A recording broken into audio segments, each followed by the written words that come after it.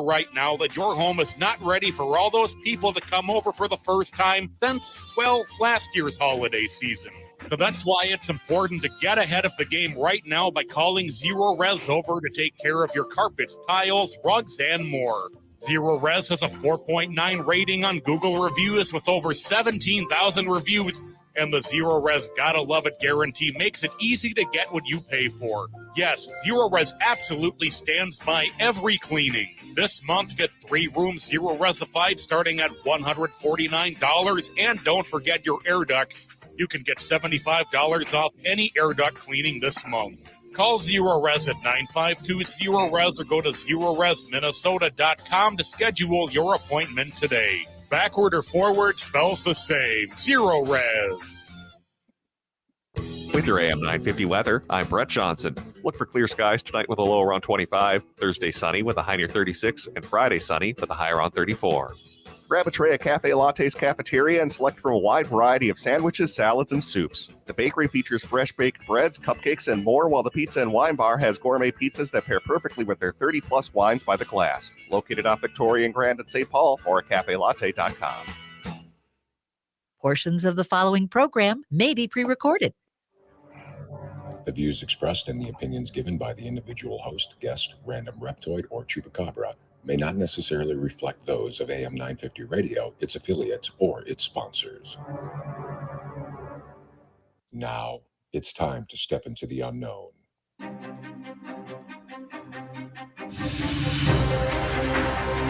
There are things people experience but never talk about. A shadow moving in the corner, flickering of the lights, a disembodied voice. We invite you to talk with us.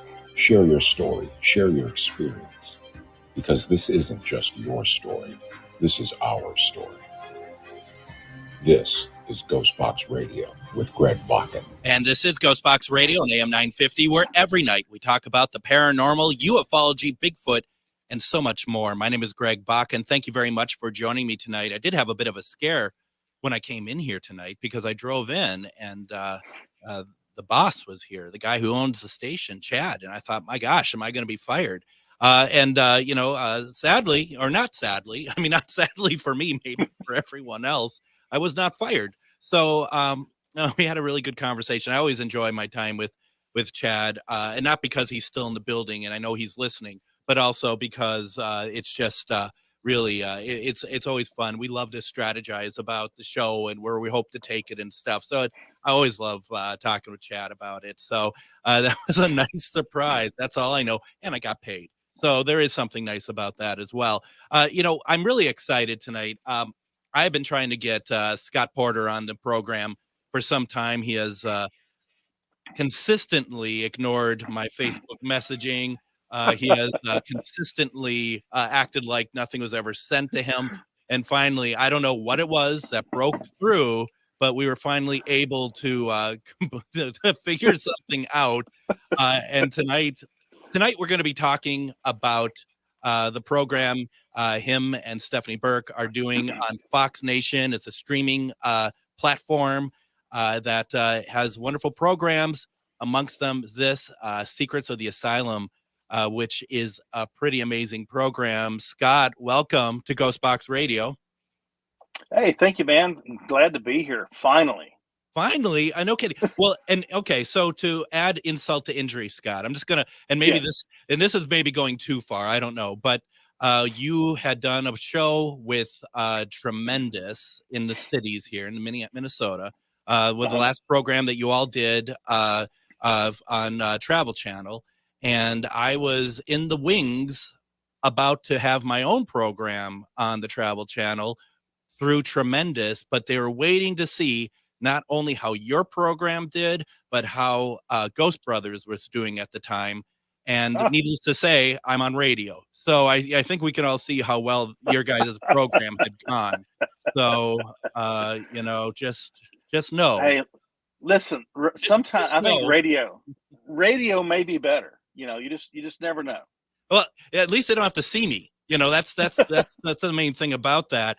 And no, it's all good now. I've learned to forgive you.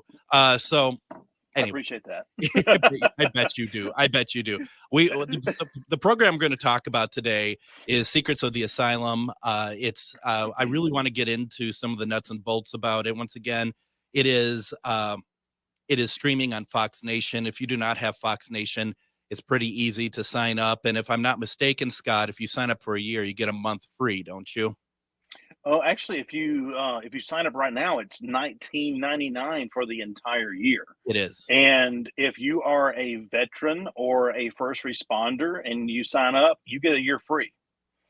One of the things I did not know, and I because maybe I'm not paying close enough attention. At the beginning of Secrets of the Asylum, you had mentioned that you had worked in law enforcement. May I ask what you did, please, if you don't mind? Yeah. Oh, I don't mind a bit. I worked in a couple facets. I worked for the sheriff's department here locally back years ago. I left there and ended up working for the state and worked in the department where we enforced judicial directives on managed care contractors. I got away from the physical law enforcement side of it to where I was enforcing it with a pen. Well, first of all, thank you so much for your service. I mean, obviously we don't live in the same state or anything, but honestly, thank you so very much for it. Because I mean, I could never do it, and I have so much admiration for those who can and do it very well. So thank you so much for that. Here's the other question, though, Scott. You went law enforcement. You got into paranormal. You are not the only person I know who either had been in law enforcement and went into paranormal or been doing them simultaneously. What do you think that there's any particular trait in being in law enforcement that really appeals to want to go and investigate the paranormal? I think probably our passion, for anyone who works in that type of capacity. I think the desire to discover and to find evidence that proves something is there or something exists. I think that's part of it. We're inquisitive people by nature. Yeah.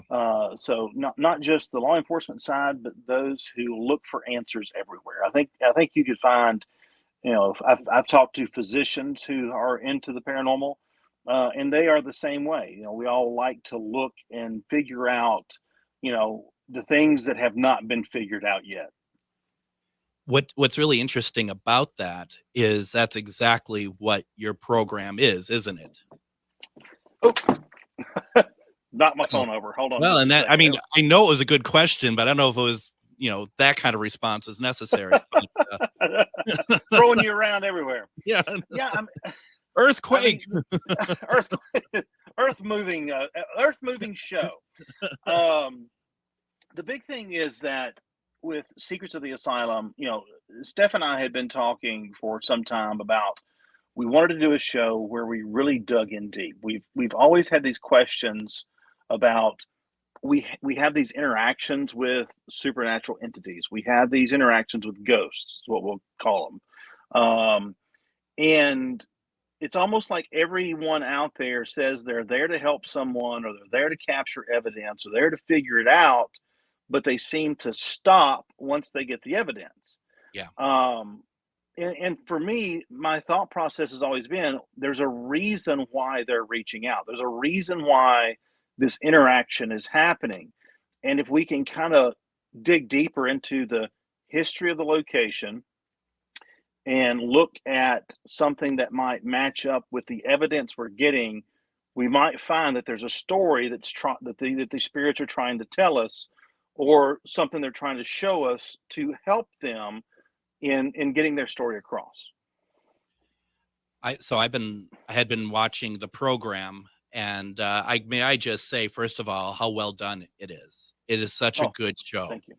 I mean, I only say this because it is my background, but anyone is going to appreciate what I'm going to say. First of all, the production values of the show, I mean, are very beautiful. The place looks great, and it's really good. But what I really like about it, Scott, too, is that it's not a big group of people doing investigations. Not only that, you're doing it methodically. There isn't people freaking out, which I No. appreciate as well. It's just a very thoughtful and respectful program. And I think, I'm trying not to make general sweeping statements about paranormal television, but to me, it's a breath of fresh air. Well, thank you so much. I mean, that was what we were going for. You know, I mean, it's like I said, you know, people, and not to say that other shows have done something wrong, but Exactly. I've watched shows where, and I've been on shows where each week you're at a new location, and you're there, you're filming for a few days, and you have some evidence, you have a historical story, you tell it, you say, hey, we got evidence, and then you move on, and there's never that deep digging to try to see what's happening. And so the big thing we wanted to do was peel back those layers of the onion and see what's really at the core, especially at a place like Eloise Asylum. And that is a big part of it. I think that is, I mean, and yours is not, of course, the first series to have like one area or one location over the course of a certain number of episodes, but I feel like that it is more focused than what I've ever seen before.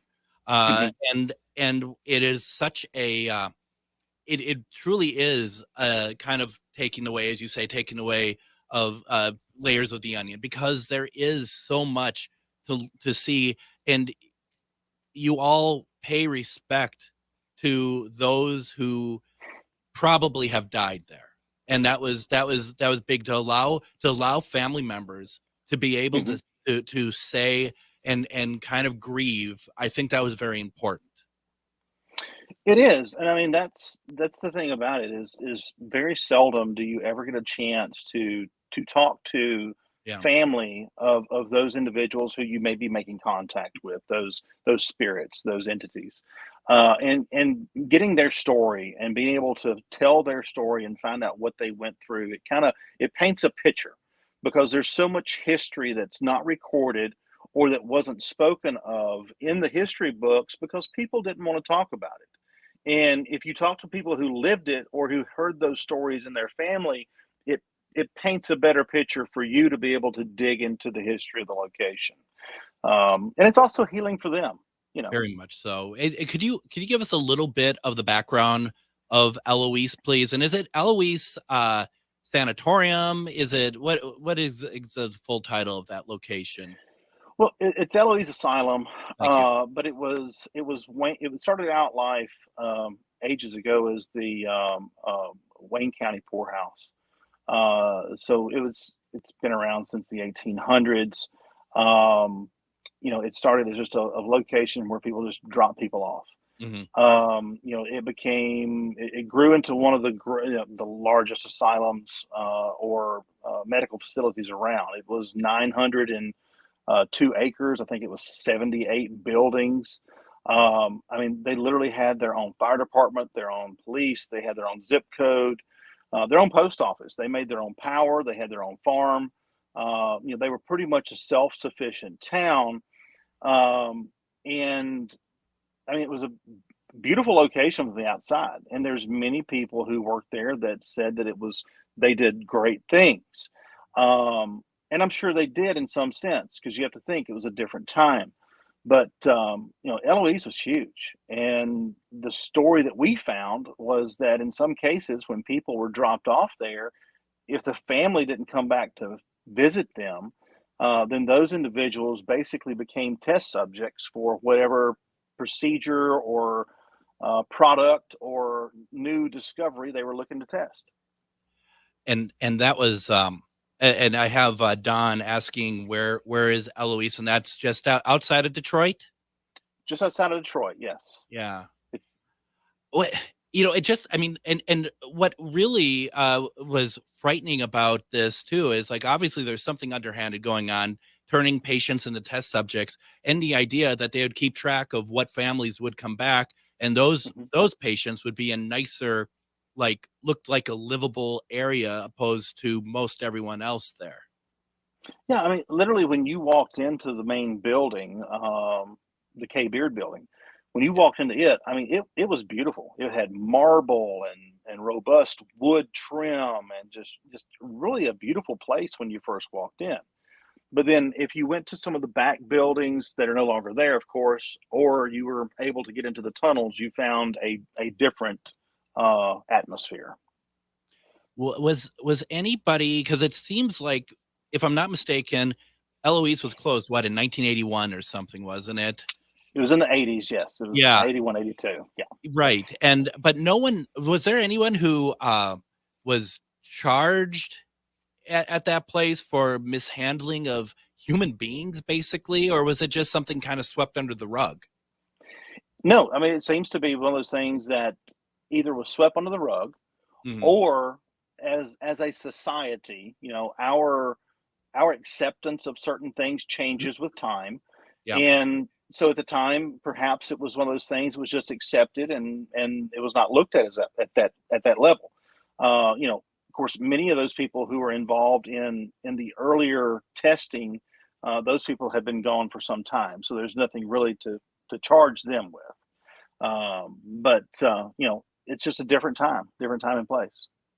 But it does feel like, based on what maybe some of those people were kind of alluding to, that if someone found out that they're going to Eloise, that not necessarily a death sentence, but it was not somewhere you'd want to go.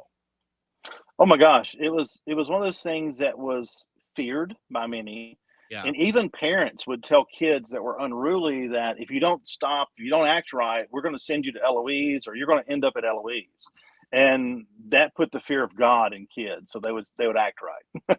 Gosh, that's ridiculous. The program, once again, is Secrets of the Asylum, Scott Porter's and Stephanie Burke's program on Fox Nation streaming service. What we're going to do, why don't we go ahead, let's take our first break. When we come back, we're going to talk about some of the evidence that Scott and Stephanie had picked up during the investigation. Also, folks, feel free to put your questions in the comments as we continue our conversation. You're listening to GhostBox Radio on AM 950.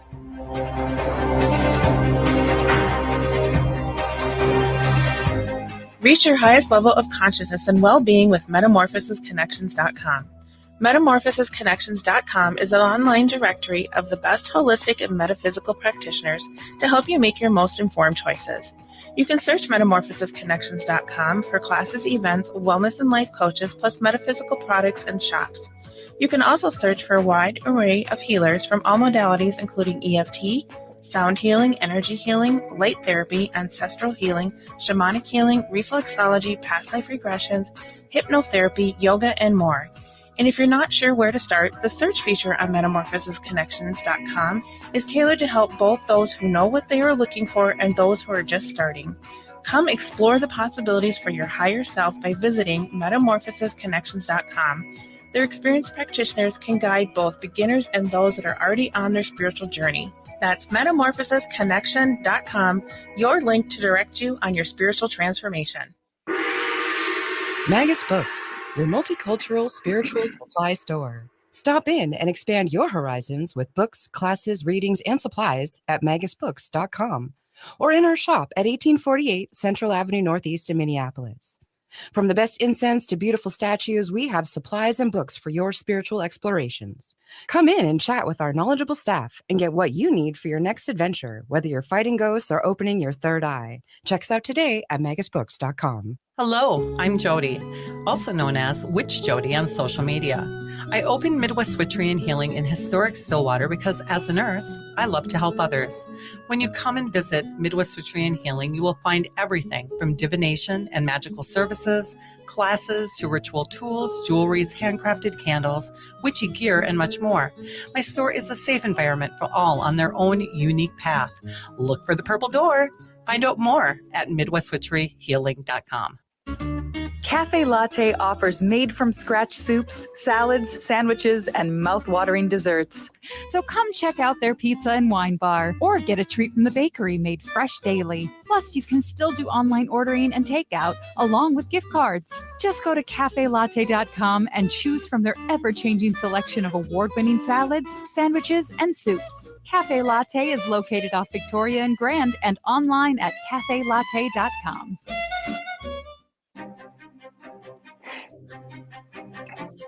And welcome back to GhostBox Radio on AM 950. My name is Greg Bakun. Happy Wednesday, everybody. I hope everyone's having a great week so far.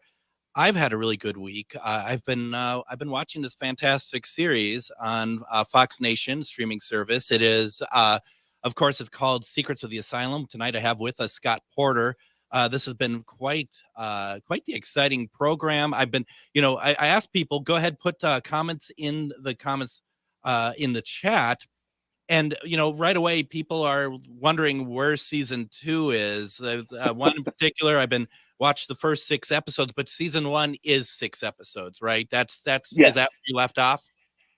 That's it. The first season is 6 episodes, so we're hopeful that we can hear something soon and we can go back and continue to dig into the history of Eloise because there's so much more left.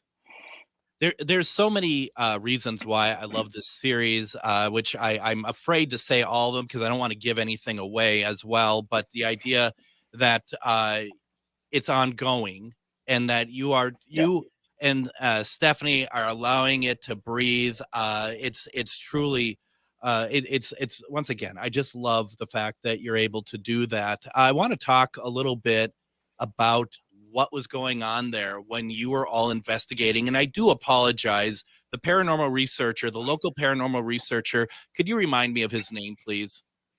Oh, Ryan Sherwin. Thank you very much. I could not. Folks, there's a lot of names in this program. There's a lot of people that you see, either living or dead. Give me a break. Yes. I'm doing the best I can. But I mean, he was incredible. There was certain parts that was kind of trying for him, and I don't blame him at all. Right. But overall, no one freaked out. That was so nice to see. I know. I mean, it was really, really cool. But within the first episode, you're already getting some pretty ridiculous stuff happening from spirits when you're investigating. Or actually, were you even investigating or just doing the walkthrough? No, we were doing the walkthrough, and the way that we approach it is that Stephanie goes through. She's a psychic medium. She goes through and she kind of just feels the area and starts telling the story. She just starts spewing information. So I'm recording it, writing it down, so that if anything comes out, we can go back and kind of look and see if we can find those connections. Right. The beautiful part about the show is you'll see these flashes where there's these recreations.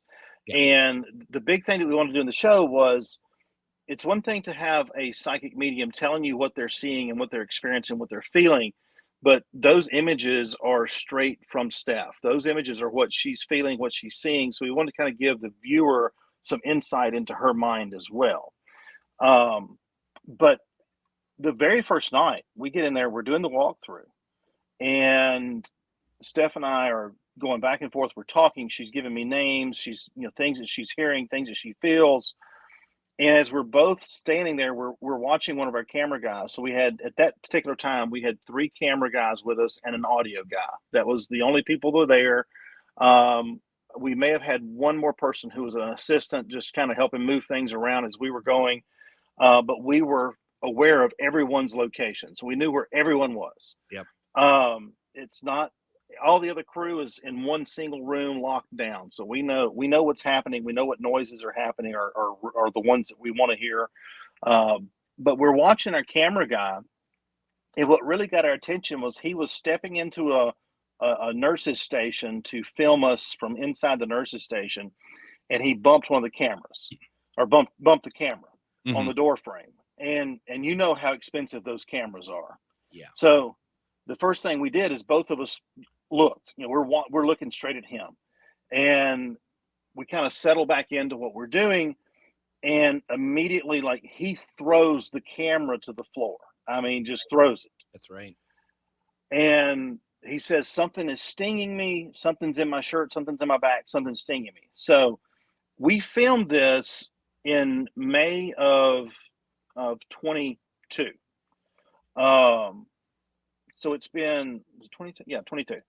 And so it's been a while since it was filmed. But so the first thing that we're thinking is maybe it's a wasp. There's something has gotten to his shirt. So Steph says, "Hey, I'm going to raise your shirt up and take a look and see what it is." So when she pulls his shirt up, there's scratches on his back everywhere. Now, I've heard of people getting scratched. I've seen people's aftermath of getting scratched, and I've always questioned it. I even questioned this, but the thing was, it happened right in front of me. Yeah. And when we pulled the shirt up, the shirt was one of those, the moisture wicking type material. There was not a stitch out of place on the outside of the shirt. Yep. On the inside of the shirt, there was no blood on the shirt, but his wounds were actively bleeding at that point. So we knew it just happened. And we tried to explain all that in the show. There's no way that and we checked the walls, we checked everything. Something legitimately attacked him from behind. As a fellow paranormal investigator, one of the things that I've learned over the years when it comes to scratches, and I actually implemented this at an event I was at York, Nebraska, at a mortuary back in 2022, actually, as it happens. And some guy had said to me, he comes up to me at the end, and you kind of know the type, if you don't mind me saying so, of where you're going to have problem investigators at events. And he's just like, I was scratched, back of my neck scratched, and you look at him, and it sure is scratched. But a couple things. First of all, there's a puffiness, like irritation around the scratches that if it's something spirit, there really isn't that sort of puffiness irritation. And secondly, I'm like, hey, can I see your hands for a second? And he showed me, and he had skin in his fingernails. Yeah. I said, I'll let you just leave, and we won't say anything more. But also, I have to say, Scott, I did have Stephanie on my show, a different iteration of my show, probably about 6 years ago or something. And she did say, using her mediumship, she's like, someday I'm going to have a future boyfriend who will not respond to you on Facebook. It was really, it was really incredible. But no, she didn't. She had the true part of that story. She was on my show. The everything else is a blatant lie. It really is I mean, like you said, you're looking at it. I mean, are you worried about yourself or Stephanie at this point? Because I mean, this is, do you subscribe? And no offense to the camera person, but sometimes it always seems like the weakest link is the one that gets attacked. What are your thoughts on that? Well, this particular camera guy was probably not the weakest link, okay. But it was very intriguing. We're still digging into that aspect of it, the whole aspect of why him. I mean, he did back into a nurse's station in an area where there was a murder by a patient. The interesting thing that happened was, after the cameras were off, the cameraman actually went to Stephanie and said, "Hey, what just happened? What happened to me?" He was visibly shaken. He had a very genuine interest in what happened to him. And, she spoke to him and said, I don't know what it was, because we didn't know at that point. We were just in there trying to collect or gather a feel for the building and kind of get an idea of what we were getting into. And he actually, after that night, he left. He packed his bags and left, and we had to operate differently after that. So he wouldn't come back. And I don't blame him, right? If this is your first time, I mean, a lot of people on these crews, they don't, in my experience, they don't believe in any of it, right, until something happens. So I don't know if that's the case for this gentleman. It doesn't really matter. What's happened. Right. What do we want to talk about next for some standout evidence? Because I'm being very careful. Scott and I talked about this before the show. There's some big things that happen in this show that, if you like to watch stuff caught on camera, you're not going to be disappointed. But we want to talk about some of it, but not all of it. I think one of the pieces that we really dug into, that you'll see us digging into on the show, and I'll kind of give the Cliff Notes version of it. There's a spirit there. She's a young girl. She had been committed to the asylum because she was having seizures. They were treating her with something called water therapy.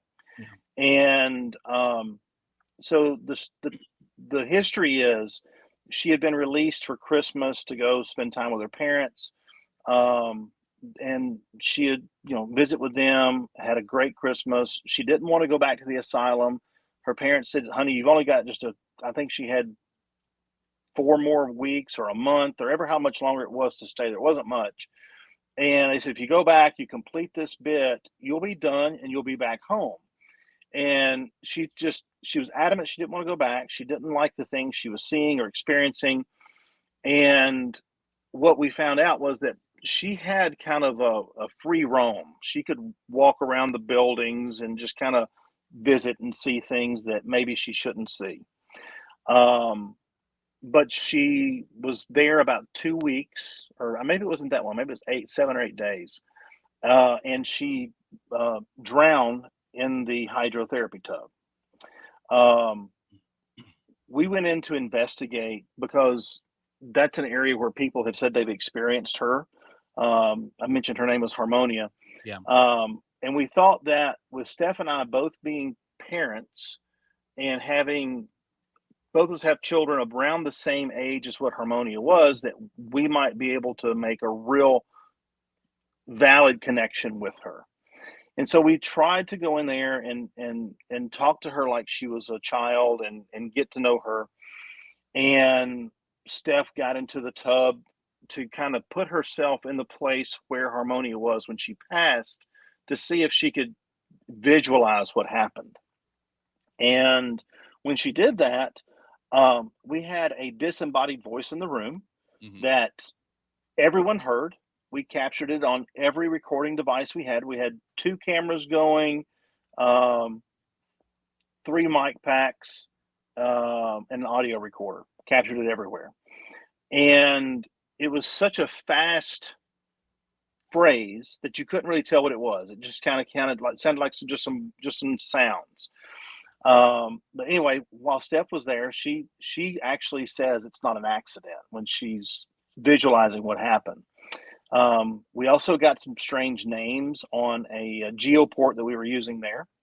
And come to find out, after doing some manipulation to the audio of the disembodied voice, I literally slowed it way down, and it became more clearly that there was a girl's voice there saying, "They killed me." So we had always read that she drowned by having a seizure while she was in the middle of a hydrotherapy session.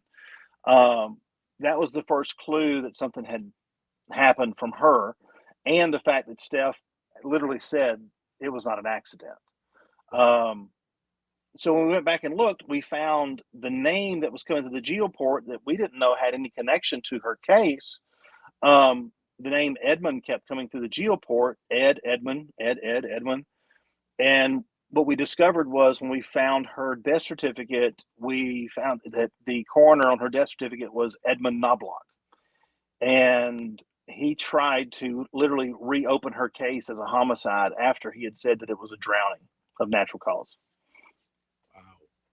Wow. So it doesn't get more real than the spirit telling the story of something that is wrong in history. And that you could find the validation through other means as well. Yes. Right. We literally got access to some of Edmund's, I think, journals, and some other articles where he had stated that he tried to reopen the case as a homicide. So he had, when you look at the room, looking at it from an investigative standpoint, the room was probably, I would say, 15, 16 feet by 10 or 12 feet with a tub in the middle. If you're a nurse and you're in that room, you've got someone in the tub, if they start having a seizure, you're going to see them, you're going to hear them, you're going to know that something's wrong, you're going to get them out of the tub. Yep. It all screams homicide to me. And that's just one example. Just one of thousands of examples. Literally just in front of the building there at Eloise, the K Beard building, across Michigan Avenue, there's a potter's field with, we know, over 7,000 unclaimed bodies that are just buried there. That's just incredible. And dare I point out at this, and we're talking with Scott Porter about his show on Fox Nation streaming service, Secrets of the Asylum, an absolutely fantastic show that is paranormal, but beyond paranormal as well. But I do want to say, and I don't know if this is the right time to say it, you and Stephanie also focus on the positive as well of spirit communication at this location. Yeah. I don't know how deep you want to get into that, but I just want to point that out that, there is so much dark and nastiness there, but you also make sure that the positive is also, talked about as well. Oh yeah, absolutely. I mean, there's positive stories. There were, and it's an interesting, dichotomy of how on one side you have people who had a very nice experience, and they are very thankful for the experience they had, but then on the other side you have these horrific things that occurred. I mean, this location, they tested the first x-rays on humans, at this location. So there was lots of things that occurred, but there, like you said, there's good stories as well. And you have to bring out the good with the bad. And I guess I was also kind of meaning more of like that you go into this location. Obviously, there's a lot of dark energy there, but it's also a good situation for spirits to be heard as well, that are not dark entities, but being able to be heard as well. Oh, absolutely.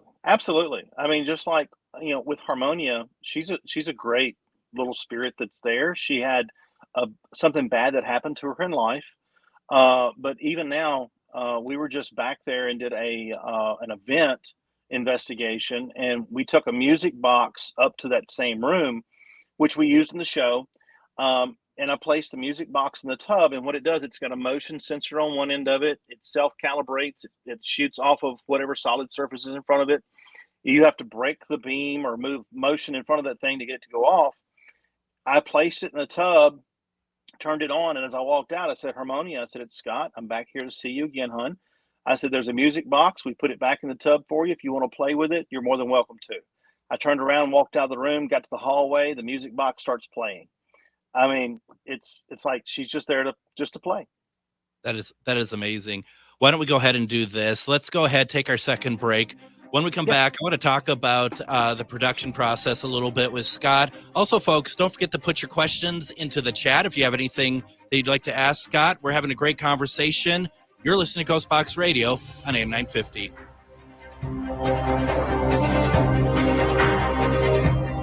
Hello, I'm Jody, also known as Witch Jody on social media. I opened Midwest Witchery and Healing in historic Stillwater because as a nurse, I love to help others. When you come and visit Midwest Witchery and Healing, you will find everything from divination and magical services, classes to ritual tools, jewelries, handcrafted candles, witchy gear, and much more. My store is a safe environment for all on their own unique path. Look for the purple door. Find out more at MidwestWitcheryHealing.com. In the heart of the Northeast, there lies a hidden beast, a dragon's lair at the crossroad, guarded by the maiden Mother Crone. A treasure trove of spells galore, discover incense, books, jewelry, and more. Just as the oracles foretold, this is where your mystery unfolds. As the shadows creep and the veil gets thin, do not fear what lies within. Magus Books is where your journey begins. Visit us at 1848 Central Avenue Northeast in Minneapolis or online at magusbooks.com. If you own a holistic or metaphysical business and are looking to expand, then you need to be listed on metamorphosisconnections.com. It's a network where you can grow with like-minded practitioners and reach new clients. Metamorphosisconnections.com is an online directory you need to list yourself and your business. Our platform makes it easy for you to create listings of your products and services, and you can also choose to list your classes, events, and so much more. Metamorphosisconnections.com helps you create weekly and monthly promotional ads targeted towards your potential clients and promotes them for you via social media and newsletter. There are clients searching for your specialty right now. Let us help them find you. Start your listing today so you can share your own unique gifts and talents by finding the level of membership that best fits your needs. Let us help you reach your clients that are searching for what you do. Visit metamorphosisconnections.com and sign up today.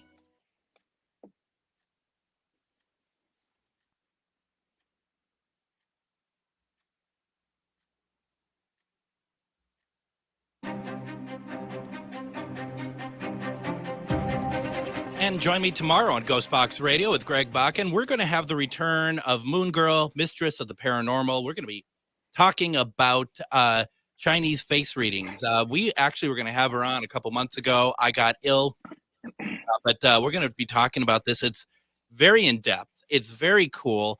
And, we had Moon Girl on back in July talking about dream interpretation.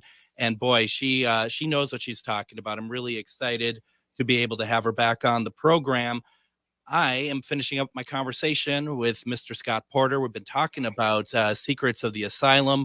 It's streaming on Fox Nation. Go ahead and get the streaming service. Not only is that show on there, but there's a lot of other great shows on there as well. I saw one with Rob Lowe on there as well, and it's 1999, I think, 1995, 1999 for the year. But what is the what does the military get again, Scott? If you are a veteran, whether active or retired, if you are first responder, police, fire, emergency services, rescue, you get a full year for free just for signing up. So do it. Please do it. And this is a show well worth streaming and giving the time to and really enjoying and going back and rewatching, because there is a lot that is going on in it. There's a lot of layers to it as well, which is really nice. So how long were you for this first season? How long were you actually there at Eloise? Let's see. We were on site for about, I think it's 5 or 6 weeks total. We were there for a couple weeks, a little over that, and then we had to leave because we had to go out of country and then come back and then finished up, and then we made return trips back. But we did 2 weeks solid at a time is what we did. Sure. Wow. And when you're going through evidence, because I saw, there's scenes of all of you going through stuff. Are you and Stephanie going through everything yourselves, or do you have anyone else helping? Or well, like with any show, you have to have people helping you. Yeah. And we're very fortunate. We're our showrunner, our producer is Rob Safi. Safi loves the paranormal just as much as we do. And, he loves to go through the evidence as well. And so, we're all looking at things, trying to find stuff. So it's a group effort. The best part about it, I remember the first day on set, we got there to start filming, and I asked Rob, I said, is there any type of program we need to follow? I said, are we looking for something in particular? Is there something I need to hit on as we start into this investigation? And he said, the only thing I ever need you to say is, hi, this is who we are. We're at Eloise Asylum. And he said, let the spirits write the show. Wow. And that's what we did. We literally, every night when we finished, we went back and we sat down. We talked about what we had captured. We started looking at evidence, and we found, if whatever we found, that's how the show got turned. It followed whatever the evidence told us to follow. It seemed like it was, while you're investigating, it had to have been a fairly grueling schedule, because it would show that you all were there like 2, 3 in the morning, still investigating, picking up stuff. I mean, that had to have been really a lot of work, really hard for, just on your psyche and your body to do a marathon like that 2 weeks at a time. It was really tough. I mean, and I have to say, the production crew, the network, they took care of us so well. They know what we were dealing with, and they really did take care of us. But there were times when I would be there to interview family members or past employees or people who've done research or whatever, because Steph was in the legal field, we call it a Chinese wall. she was kept separate from all the information that I was able to find. And even there was some information that I didn't get until much later that maybe other researchers would have, just because we didn't want to taint the investigation.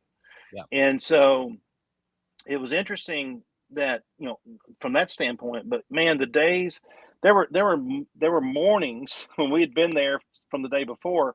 We were shooting scenes and trying to beat the sun coming up, and then we would go back. We'd get a few hours sleep, and then be right back at the asylum.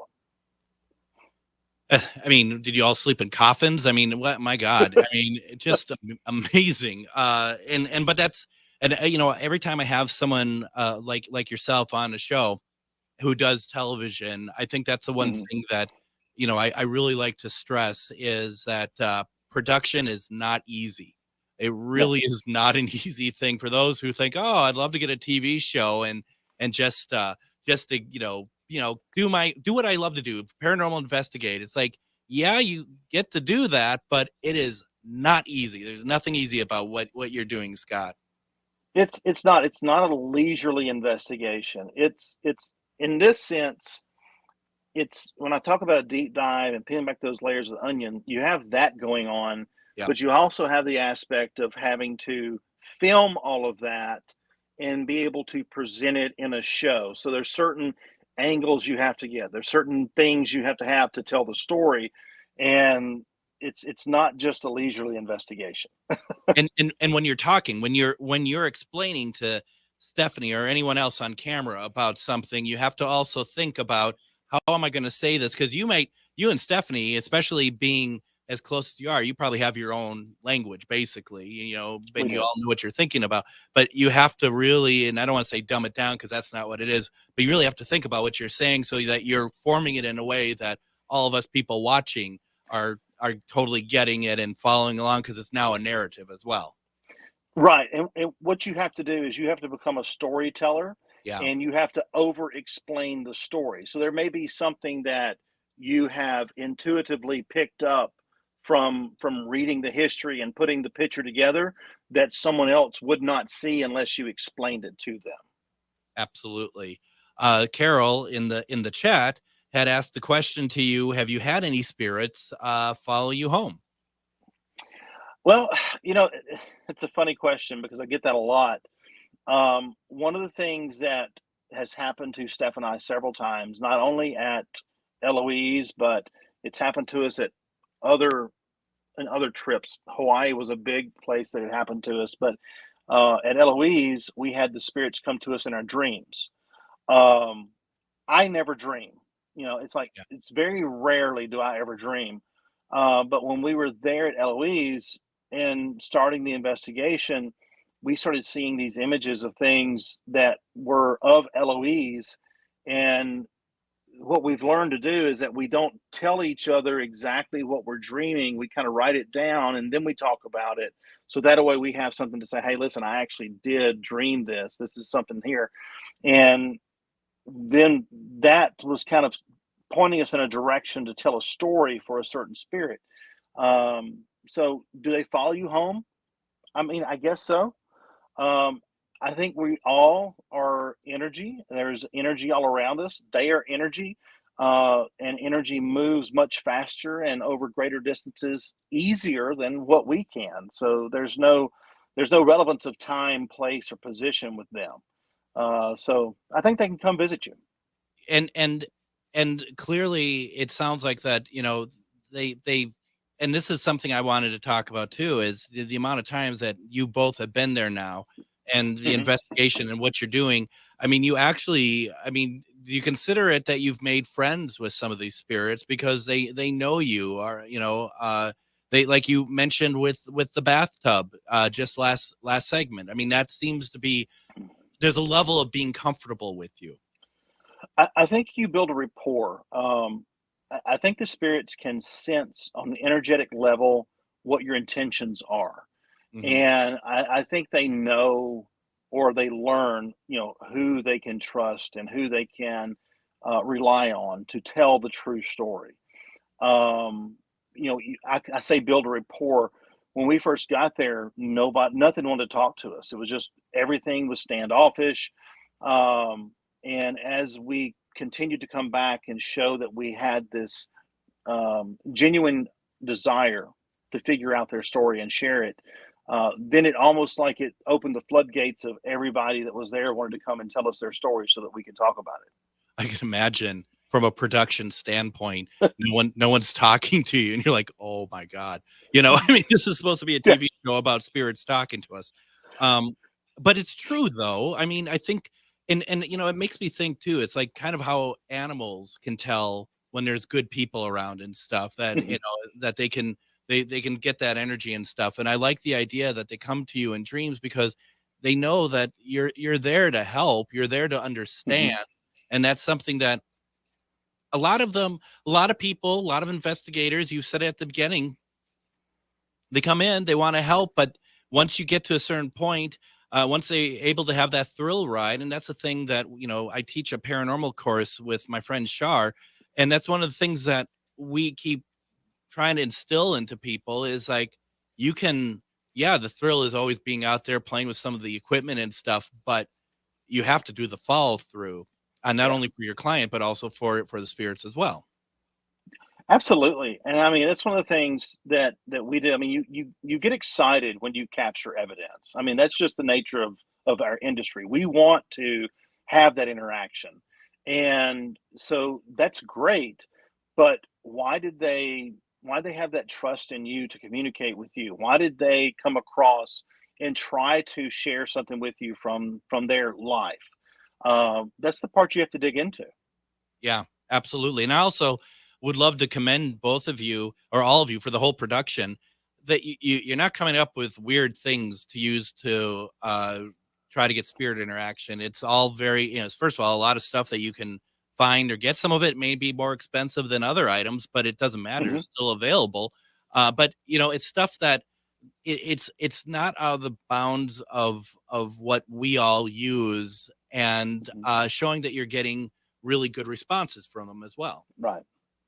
I think one of the most simple things, Steph and I were talking before we went up there to do the investigation and film the show. And she said, I've got a feeling that we could do something with bells.